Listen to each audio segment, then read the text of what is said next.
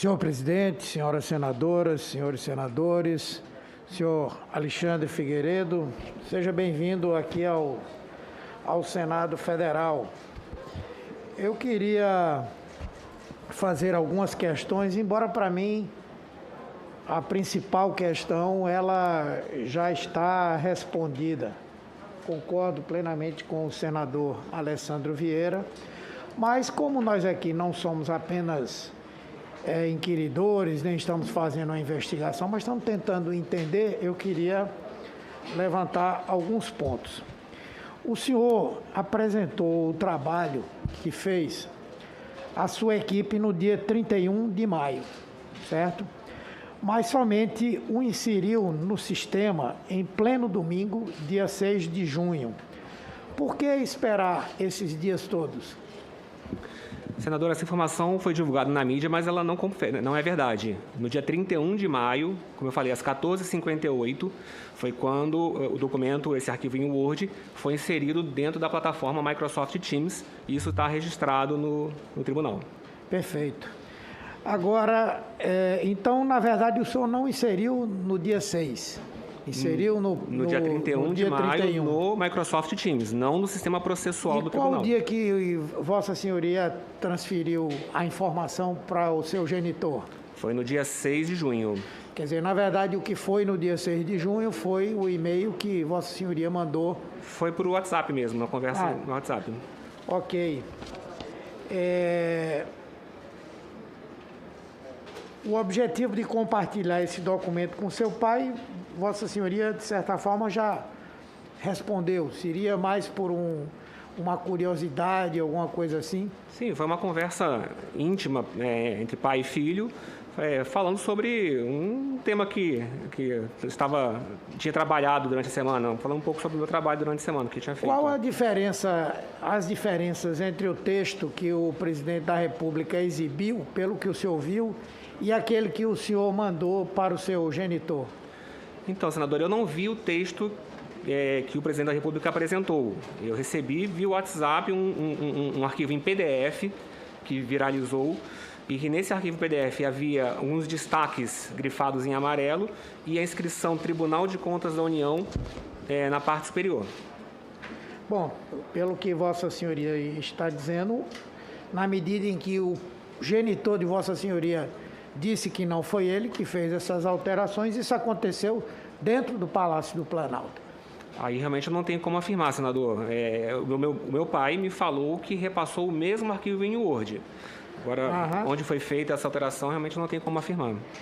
Mas Vossa Senhoria tem alguma ideia de quem poderia ser o autor dessa fraude? Não, senhor. Bem, nas suas redes sociais, o senhor compartilha diversas informações que coincidem com informações de blogs ou informações que circularam e que, na verdade, são desinformações, não é? O senhor escreve ou produz qualquer tipo de conteúdo para sites, blogs ou para outros órgãos do governo federal, como, por exemplo, a FUNAG? FUMAC?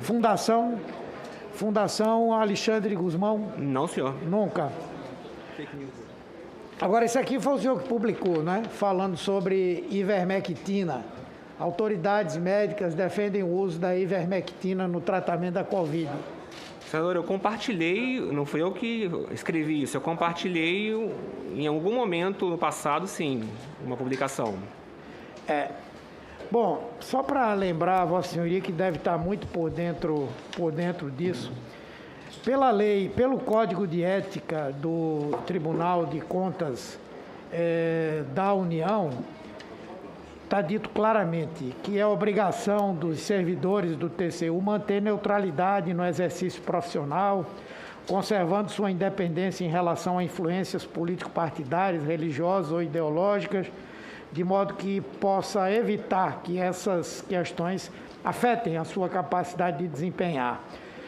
Vossa Senhoria tem conhecimento disso, do Código de Ética? Considera que não transgrediu isso? Eu considero que não, mas o tribunal está apurando isso, senhor. Ok. Aqui também fala manter sob sigilo dados e informações de natureza confidencial obtidas no exercício de suas atividades ou ainda de natureza pessoal de colegas e subordinados que só a elas digam respeito. O senhor acha também que não descumpriu? Como eu falei, as informações que estavam nesse arquivo em hoje eram informações públicas. Ok. Tá bem, eu queria só então fazer alguns comentários. O senhor conhece, uma pergunta, o senhor conhece o senhor Wizard? Não, senhor. O senhor Wizard foi o gênio que teve a ideia, quando passou um mês no Ministério da Saúde, sem ser funcionário, sem ser nomeado, portanto, usurpando a função pública, e deve ser, peço a Vossa Excelência, indiciado por essa razão. É a terceira vez que eu peço, acho que Vossa Excelência já está com raiva de mim. Mas o crime dele foi tão grave que não é possível que aquele cidadão não seja indiciado e processado. Os crimes, Ele, inclusive, lá no Ministério da Saúde, teve essa ideia genial de mudar o critério, não é, de divulgação das mortes acontecidas em cada dia, que era para promover uma maquiagem, não é, e com isso falsificar a verdade. E aí é onde bate, na minha preocupação com Vossa Senhoria, que o objetivo era reforçar o discurso negacionista do presidente, que dizia: não está morrendo tanta gente assim. Estão botando esse número porque uma parte do dinheiro é contabilizado, o que vai para estado e município, pelo número de pessoas que estão mortas, né? No entanto, o grupo do qual Vossa Senhoria faz parte, lá no TCU, disse que considerava praticamente impossível, porque exigiria um conluio tão grande de gente que era impossível acreditar que isso pudesse acontecer. Portanto, Vossa Senhoria, pelo que eu estou entendendo, involuntariamente, deu uma contribuição a isso. E eu queria, na verdade, nesse meu tempinho que resta, fazer uma reflexão com Vossa Senhoria. Essa decisão impensada de Vossa Senhoria poderia ter gerado no país um conflito interfederativo grave, colocando prefeitos, governadores em conflito com o governo federal, mas muito mais importante do que o conflito com o governo federal foi algo que é um crime, que é bloquear a realização de medidas que impedissem a disseminação da pandemia da Covid-19. Eu, no meu estado, e olhe que não é dos estados onde essa extrema-direita primária, tosca, bolsonarista tem tanta força. Mas muita gente teve dificuldade, senador Randolph.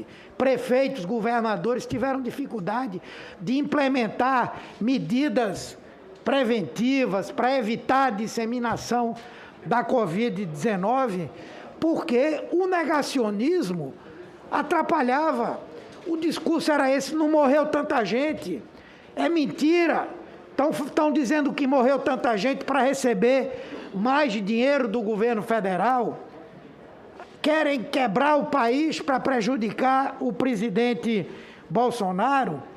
Então, além de um conflito interfederativo, involuntariamente, se essa notícia e essa informação que Vossa Senhoria colocou num relatório, numa espécie de relatório, ela poderia contribuir negativamente para o enfrentamento à pandemia. E é um dos crimes do Código Penal, disseminação de pandemia, não adoção de medidas sanitárias de pandemia, de epidemia, desrespeito a medidas sanitárias adotadas pela necessidade do controle da doença. Mas tem um outro dado grave.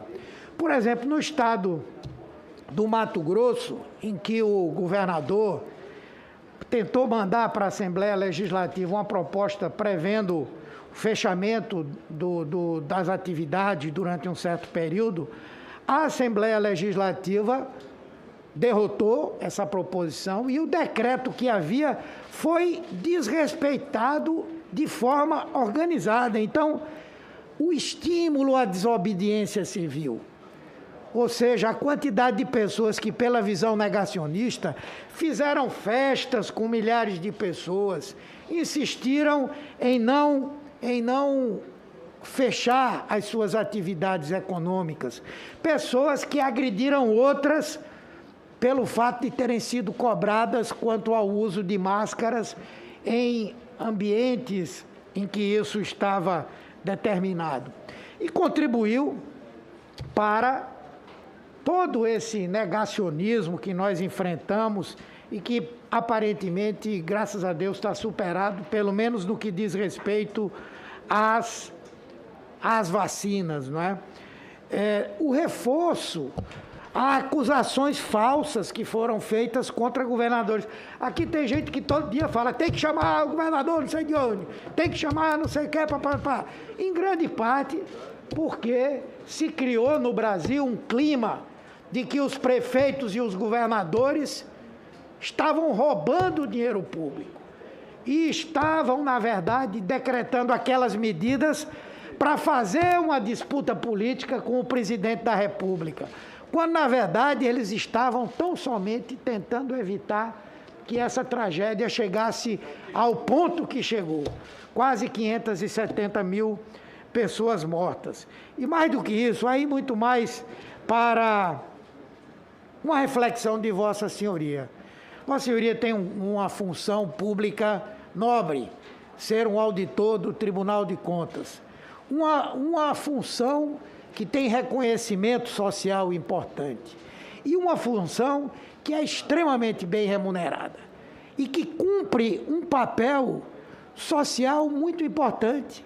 Porque o Tribunal de Contas é um órgão de apoio ao Poder Legislativo, embora tenha adquirido uma autonomia hoje em dia que aparentemente esse vínculo quase que não há mais, mas é muito nobre fiscalizar a aplicação do recurso público, impedir que se utilize ilicitamente os recursos arrecadados e transferidos e aplicados pelo próprio governo federal. E num ambiente como esse, numa situação como essa que aconteceu, eu acho que, me permita fazer com todo respeito aqui um comentário, eu acho que Vossa Senhoria não cumpriu adequadamente essa sua responsabilidade, inclusive social. Acho que Vossa Senhoria, estimulado por essa verdadeira loucura que se espalhou no Brasil, especialmente propagada por esse cidadão que ocupa a presidência da República e que é um desrespeito, inclusive, ao sofrimento das famílias. Essas 569 mil mortes são de pessoas que tinham nome, CPF, pai, mãe, filho, sobrinho. Hoje, só de órfãos da Covid-19, são muitos. Talvez, ao invés de Vossa Senhoria fazer essa dedução que fez, deveria ter procurado saber quem é cada um desses. Como eu disse, tem nome, tem CPF. E essas vidas foram perdidas. Então, que isso sirva, eu não tenho nenhum desejo, nem quero lhe desejar mal, que Vossa Senhoria venha a ser punido ou perca o seu emprego, mas que seja um fator de reflexão para Vossa Senhoria e para todos os outros que trabalham num órgão tão importante quanto é o Tribunal de Contas da União, que tem que cumprir regras, que tem que cumprir leis, mas, acima de tudo, que precisam ter a consciência da relevância social do trabalho que fizeram. E eu creio que Vossa Excelência, Nossa Senhoria, naquele momento não tinha. Espero que adquira agora. E que isso também seja um fator para que a população brasileira reflita. Quem é o governante do país que é capaz de mandar falsificar um documento para poder justificar as suas posições? Isso é um crime, é um criminoso O governante que faz isso não tem nenhum respeito pela sua população, não tem nenhuma empatia, não tem nenhuma capacidade de estabelecer a compreensão do sofrimento das pessoas. Então, apesar de curto, eu acho que o depoimento de Vossa Senhoria vai ser curto, mas ele foi extremamente importante para nós aqui.